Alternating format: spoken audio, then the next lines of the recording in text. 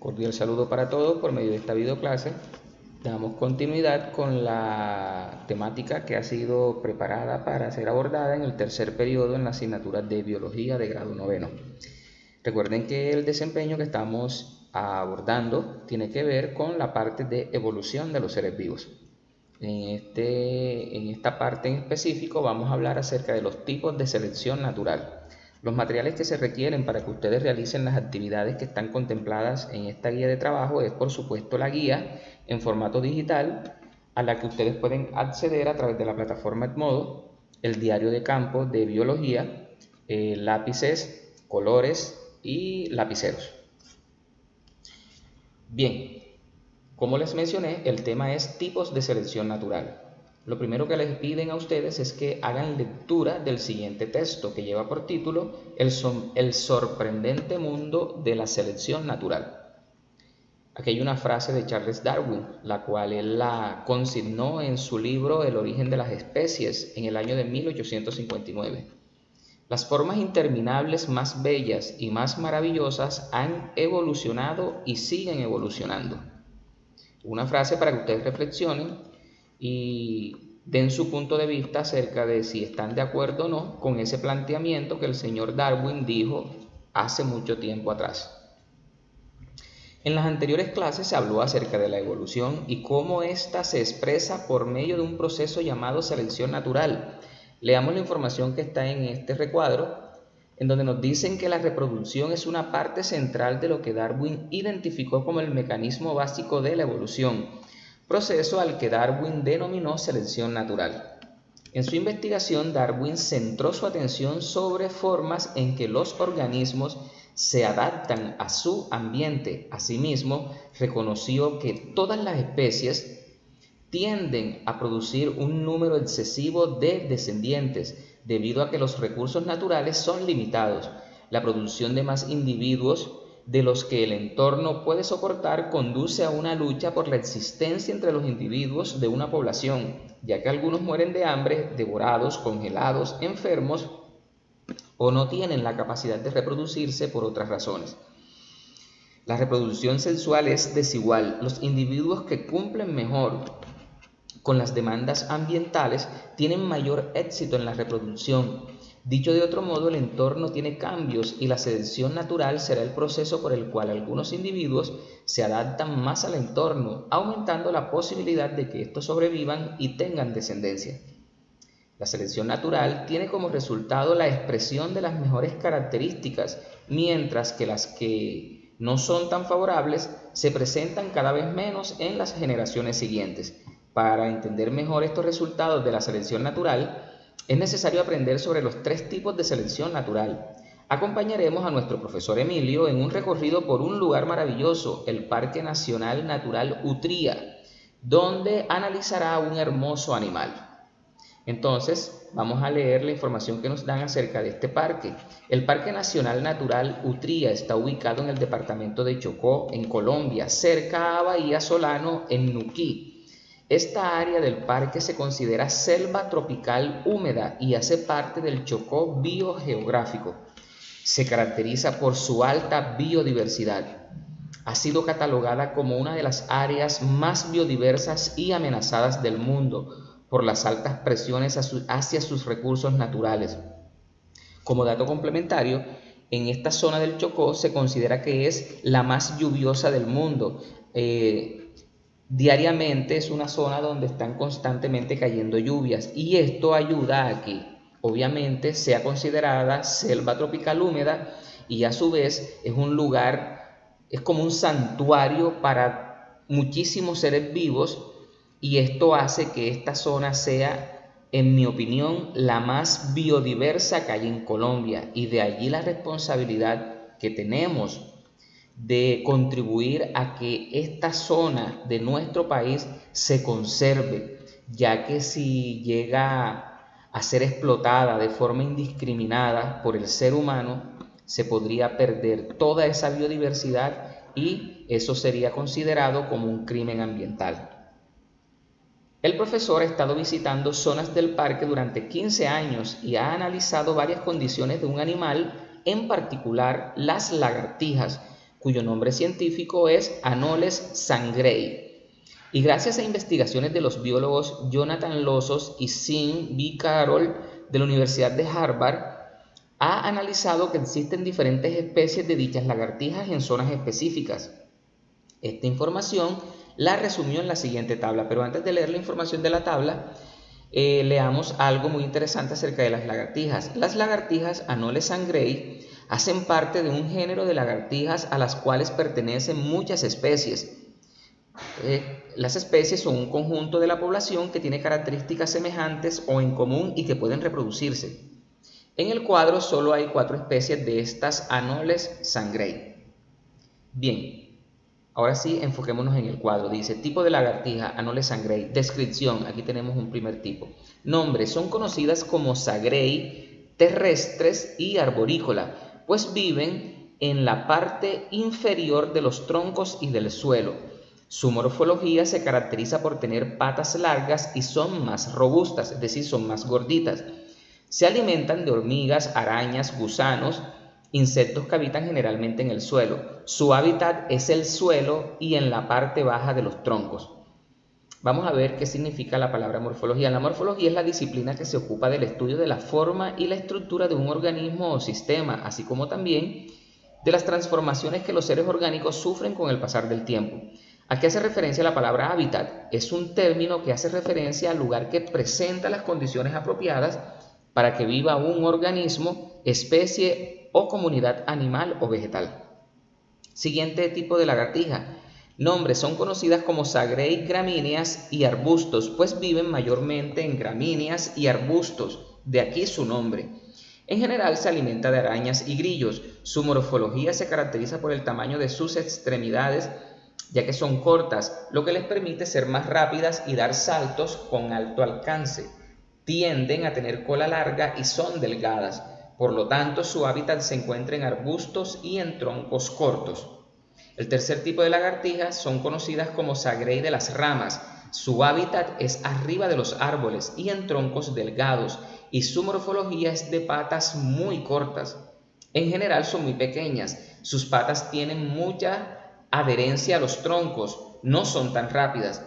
Se alimentan de insectos que habitan en la parte arriba de los árboles como lombrices, caracoles o arañas.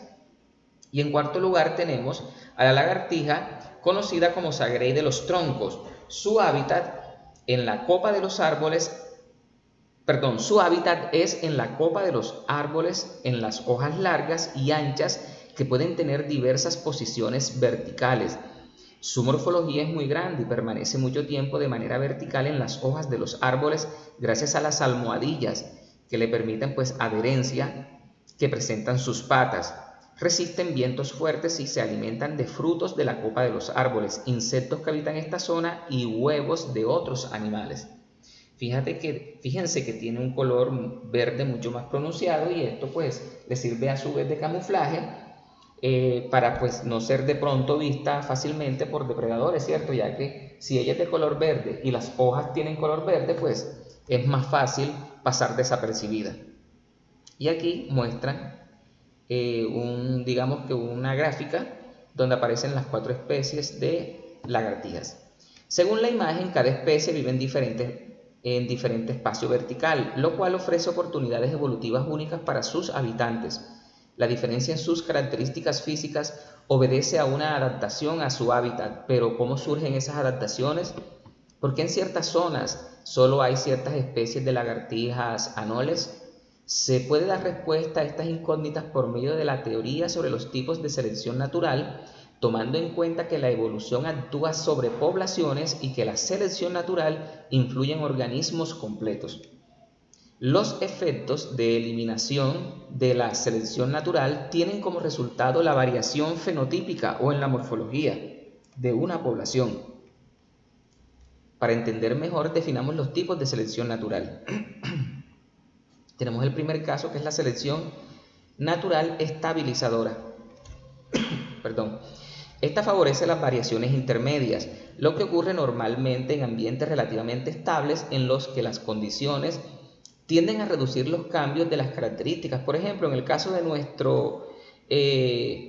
de nuestros 4 tipos de lagartijas que estaban indicadas en el cuadro, ¿cierto? Lagartijas anoles. Imaginemos que durante mucho tiempo las condiciones ambientales son existencia de un lagarto depredador que habita en el suelo y escasez de frutos en la copa de los árboles.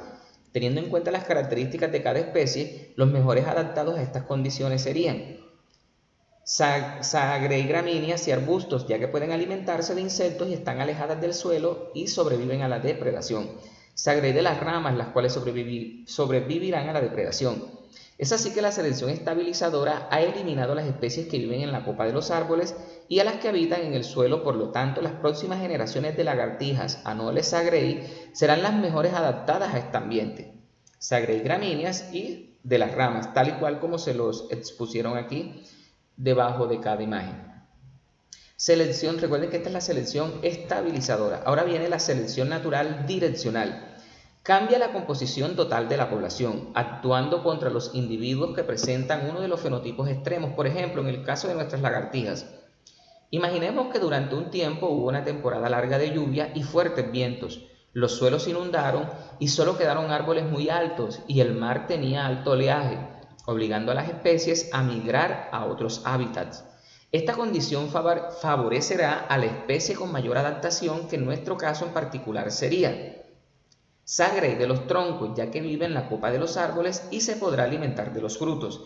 Es así que las otras 3 especies quedarán eliminadas por la selección direccional y las próximas generaciones de lagartija Anoles sagreis en esta zona se darán por las condiciones genotípicas, recuerden que esto tiene que ver con los genes, y fenotípicas, la morfología, de la especie sagrei de los troncos. Es decir, que las especies que en última van a quedar en este hábitat serían la sagrei de los troncos. Y el tercer tipo de selección natural, la selección diversificadora. Normalmente ocurre cuando las condiciones ambientales son diversas de un modo que favorece a los individuos que presentan características extremas, más que los individuos con características intermedias. Por ejemplo, en el caso de nuestras lagartijas, imaginemos que después de la temporada de lluvias y fuertes vientos, quedaron árboles muy altos con ramas muy gruesas, que adicionalmente quedó una zona con mucha arena y hojas en el piso. 2 condiciones que favorecen a las características extremas. En este caso, los que mejor se adaptarán a ese ambiente diverso serán, por ejemplo, en el caso de esta vive en la copa de los árboles y se puede alimentar de los frutos. Esta de aquí abajo, lagartija Anoles terrestres y arborícola, pues viven en la parte inferior de los troncos y en el suelo.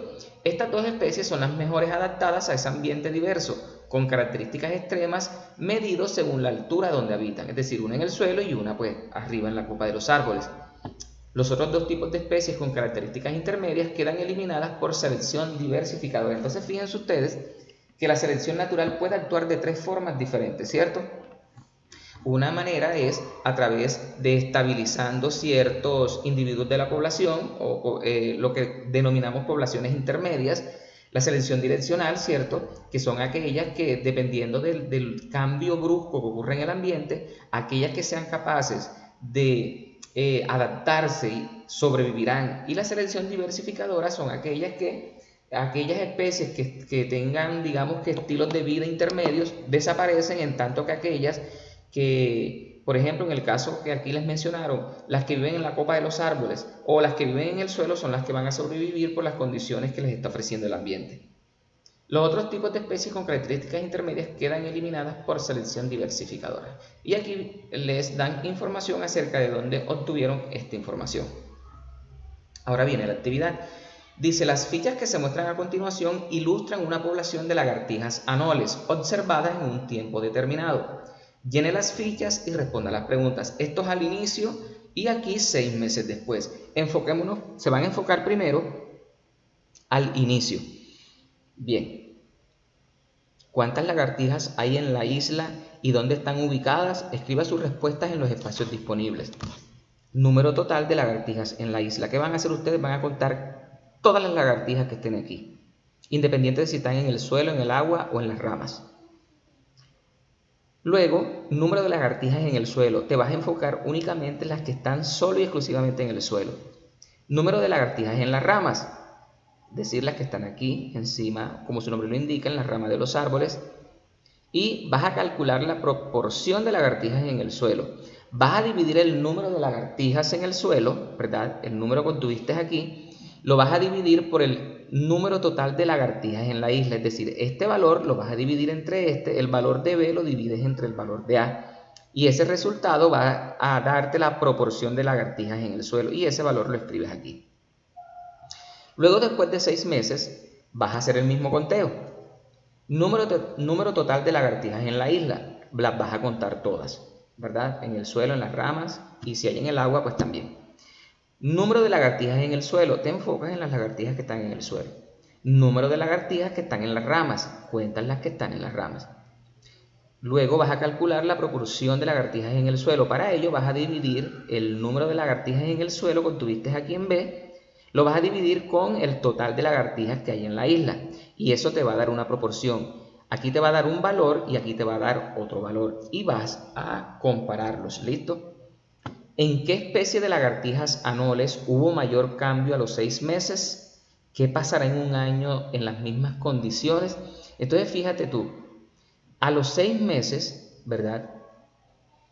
¿Qué lagartijas experimentaron variación en la población? ¿Las que están en el suelo o las que están en las ramas de los árboles?